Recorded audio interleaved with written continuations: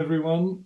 This is going to be our final video before the first written submission gets underway. So what I'm going to do is a couple of things. I'm going to review the compact narrative that I sent to you all. Thank you for your answers. There are some very intelligent observations there. I'll perhaps weave them into the interpretation in the broad that I think might be appropriate to this example, but everyone has got some good comments and I'll try to refer to them as I go along. What I'll also do in this video is just let you know what I'm going to be sending you to help with preparation for this first submission, which will essentially be a couple of short stories by American writers. One will be Ambrose Bierce and the second one will be O. Henry. So those will also be short stories, and I'll say a bit more at the end about what I'd like to do with those. Maybe I'll even make a second video. Let's just see how long this one runs, and I might just add a shorter supplement at the end. So let's think about the 6-word narrative example, and I'll try and work in the questions. So my first question related to the genre. And I think it's worth being literal with the genre first of all. The genre, as you all pointed out at some stage in your answers, it's an advert. It's clearly an advertisement. It's a classified advertisement of the kind we'd see nowadays on Craigslist, but we would have seen in, say, a local newspaper back in the day. Some folks, I think Alison and also Carl, said, well, what about it being a short story, which it could also be seen as? And Alison pointed out that it's become almost a subgenre in itself. Some people referred to it, or referred to these as 6-word stories. Alison said some people also refer to these as examples of flash fiction. But the fundamental genre that's being evoked here is an advert. So my question 2 said, could you tell me who might have been the actual author? So I was thinking about Jeanette's categories. The actual author, you all were clear on this. You've obviously done a bit of investigation on the internet. Ernest Hemingway is commonly associated with this particular example. However, there is no clear documentary evidence that firmly associates this particular statement, this particular narrative utterance with Hemingway. So it might just be apocryphal that Hemingway, an American writer of the 20th century, was ever involved with it at all. So the actual author might be unclear. The actual reader, I think everyone missed this, it's actually us. We're reading it, so we are the actual readers, or anyone who happens to chance upon it and read it in the empirical world. So the empirical reader, or the actual reader, is anyone who actually casts their eyes over it and reads it. But let's think then about Jeanette's other categories. If the actual author isn't necessarily Hemingway, perhaps there's just an implied author. The implied author could also fuse with the narrator. The implied author might be the people selling the shoes, but if it was a local newspaper, it would quite likely have been pieced together by a compositor so that it would fit in the appropriate space in the classified adverts and make sure that the spelling was standardized, because it might not be if not everyone was ultra literate, say in the earlier 20th century or even late 20th century or even early 21st century. So here it could be implied author as the actual vendors, but it could also be that we're talking about the vendors also being the narrator, but it could be that the implied author is the compositor and that the narrator is effectively the vendors who are selling the shoes. What about the status of the narrator then?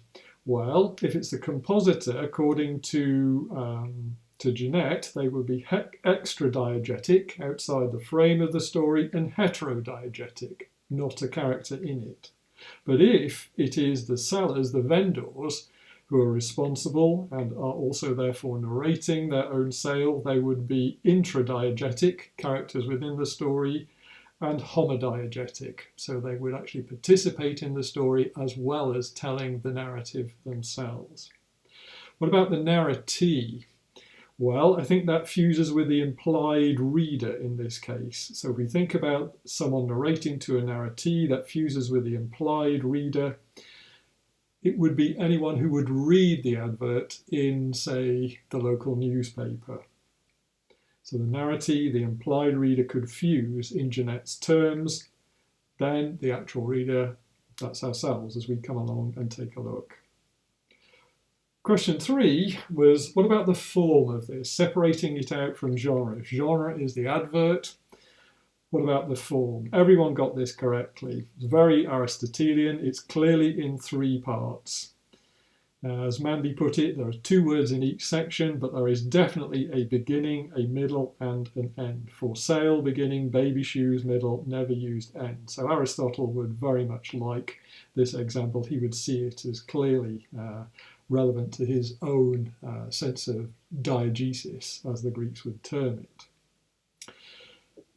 My next question asked about, is there an antagonist or a protagonist? Is there a witness who learns?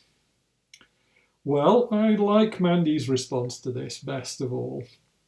Alison said it could be the person who is placing the ad, that's possible. But Mandy said, well, surely if we're thinking baby, we're thinking parents. And certainly this would be before the days of IVF treatment to bring a baby to life. So we're thinking about probably a traditional family pairing, mother and father. Father could be the protagonist, mother could be the protagonist, antagonist would be the partner. Witness who learns, I think that's us. I think we are the people who bring the meaning to this story. If we think about it then in Roland Barthes terms, well, the compactness of this, just 6 words, it's clearly lacking any kind of elaboration. The sense of nuclei, each unit functions as a nucleus. There's no real catalyzer interconnection here. It's just so compressed. Indices, all 3 units stack up pretty quickly. Informants, where things are relating to the empirical world that we know of, well, it's clearly an advertisement. We've all seen these kinds of classified advertisements and bought something from them, I guess, in time, or possibly sold something. So we're very familiar with the real world association. I asked about story and discourse in the context of reversal of fortune. And I was saying, is there a reversal of fortune? You all said very definitely there was. But I think it's also worth teasing this out carefully, anatomizing this set of relationships. So let's just work through them. There are 3 main elements, it seems to me. One is shoes, the other is baby, and the other element is the advert. So Alison was saying, yes, indeed, the trajectory of the story is important. Well, exactly. That's what Forster was saying, that narratives are causal construction. So let's think about that. One model of discourse could be, okay, shoes are bought, it's a baby shower. They happen to be, say, the wrong colour for a boy or a girl, and the parents see things that way, but the baby comes secondarily. Shoes bought first, then baby arrives. The shoes are never worn, they can't be taken back to the store for refund, and so the advert is placed. On the other hand, the baby could arrive first, and then someone in a well-meaning way could buy shoes that somehow the baby grows out of too quickly to never be used, and then the advert is placed. In neither case, discursively, is there any sense of tragedy implied. There is just no sense of impending or imposing foreboding. It's just a completely innocent sequence. But the reversal of fortune comes around if we think that there is no baby. If shoes are bought, whether at a baby shower, or by the parents, or by some family member or friend, but for whatever reason the baby does not survive and the shoes are never used, then clearly a sort of tragic overtone immediately springs up. The baby could arrive, shoes could be bought, but possibly, for whatever reason, sadly, the baby never learns to walk. So the shoes are never used, then the sense of tragedy becomes far more palpable. And that's probably the extraordinary tension that's packed into this tiny little form, which makes it so significant. But in that case, that's what turns us into the readers who learn, who realise that on one level this looks like pure innocence and a kind of routine workaday sequence of events, but on another level it could be sort of filled with tragedy and a sense of life wasted or never actually fulfilled. In that case, Ricoeur's sense, drawn from Heidegger, about history being repetition for the future, care for the future, and the building of tradition in a civilized context, that is lost. We could see these parents possibly as the sort of married equivalent back in the day of the youth and the maiden in bronze's song. But in Ricoeur's sense, by the, shall we say, optimistic reading of this model, there's nothing really to concern us. Tradition continues, but it does it on a fairly sort of everyday platform. But if that is broken, then the sense of history, care for the future, the succession of generations is lost. I also asked about gendering. Now, this is more controversial. Mandy said, yeah, from the picture that I supplied, the baby might be a girl. Well, I was nudging things a little bit there. Carl said, well, the gender is perhaps more ambiguous. Whoever is involved, and on whatever scale, I'll talk more about that in Carl's reading in a little while. Perhaps it's both genders that are invoked. Alison wasn't so sure. She couldn't definitely see it, but she could also see a parallel with another Hemingway novel, A Farewell to Arms, that the death of the mother and the infant could be involved. Well, I'm thinking more of Shu possibly as being, yes, a Freudian allusion. We've heard, or we can think of, the sense that Freud put on certain symbols as being, as he called it, phallic, because they associate with male identity. The Shu he would have seen as female. So in other words, they are, shall we say, a metaphor for female genitalia. And we might think, oh yeah, well that's Freud. As ever, he's over-determining, he's over-interpreting according to his own light. And on the other hand, we think about the very simple nursery rhyme. Where did the old woman who had so many children live that she didn't know what to do? That's right, she lived in a shoe, and that's not authored by Freud. So clearly it's something that historically has already been sort of committed to consciousness. So what about meaning? Now, as I mentioned, I just talk a little bit about Carl's reading, and he sees this very much in biographical terms for Hemingway, that what Hemingway is thinking about in terms of whether it's even protagonist or antagonist is allegorical. It's man's relationship to the Great War, to the unthinkable slaughter before that time that took place then, that really this is an allegorical miniature, tiny little miniature that is bearing such impossible historical weight. Well, that's possible. I wonder if the mere fact that it is an advert, that it's a kind of capitalist symbol that's being used here, isn't the thing we have to think about. And in which case, there are three possible meanings. One is to do with a capitalist sense of, in a contemporary world, play, and that's obviously before COVID-19. The second would be work. And the second would be the tragic sense, which we can just elaborate on a little further. Now, if this is capitalism in a time of plenty, a society that has more money than it knows quite what to do with, then we can, in a consumer context, afford an awful lot. And here's an image that actually evokes that, so I hope you can see it. So here's a picture from 1980, push it a little bit close to the camera. This is called Diamond Dust Shoes, and it's by American artist, perhaps you already guessed, Andy Warhol. Here, shoes clearly are a consumerist, shall we say, trophy, accessory. There are plenty of them. This is representing a society that has enough to eat. Compare that then with, as Marx would have had it, a sense of work.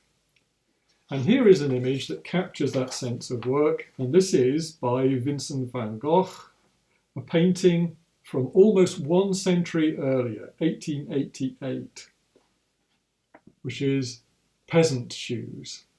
Look at the contrast between this and the Warhol.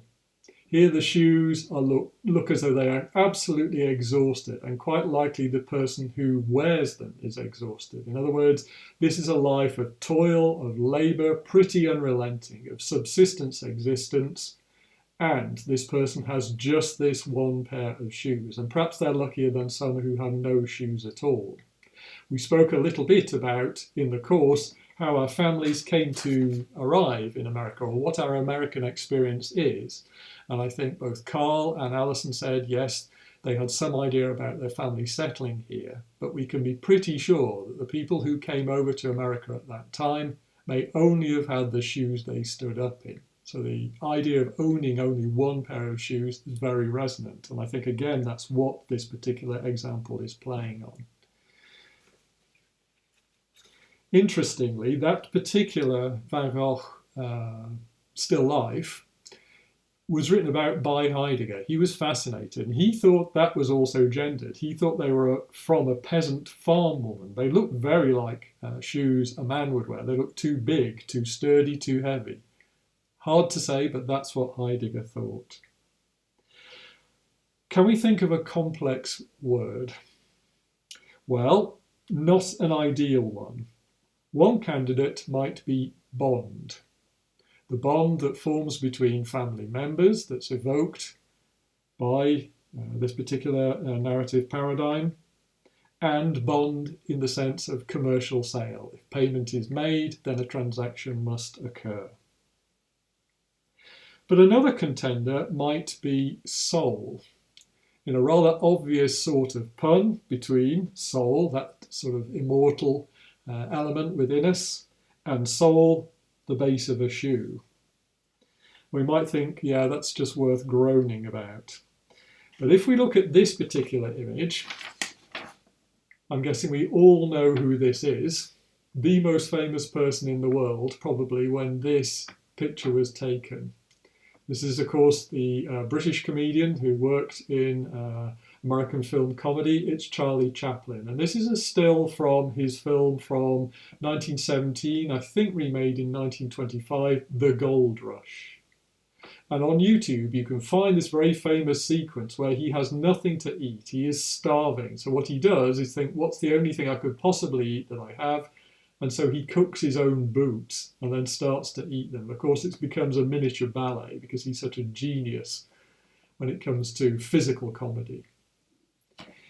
There's also another homophone, a word that sounds like that, which is sold. So that soul becomes sold. So all of these ideas roll in together. And at that point, we might think interpretation is over. But I'll pose this question. If there was one word missing from this particular narrative, and it really was an advert, what would create the most shock by its omission?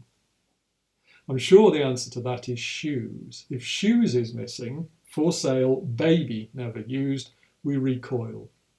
That in other words, human trafficking is what would be the consequence of this, and we find that pretty intolerable. No one has the right to enslave someone else in quite that way. Or do they? Because in contemporary society, it is possible for some people of sufficient wealth to go to another country and to buy a child in full open view and to see that represented in the common press. So I'll give you the final exhibit, which is this. I'm guessing everyone knows who the adult is there.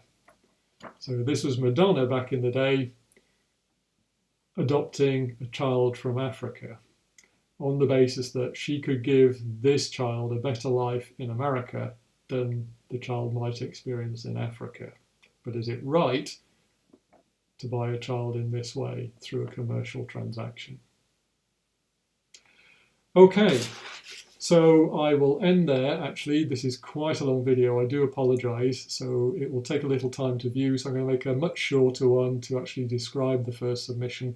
Hope you found that helpful and not too confusing. All right, I'll be back shortly.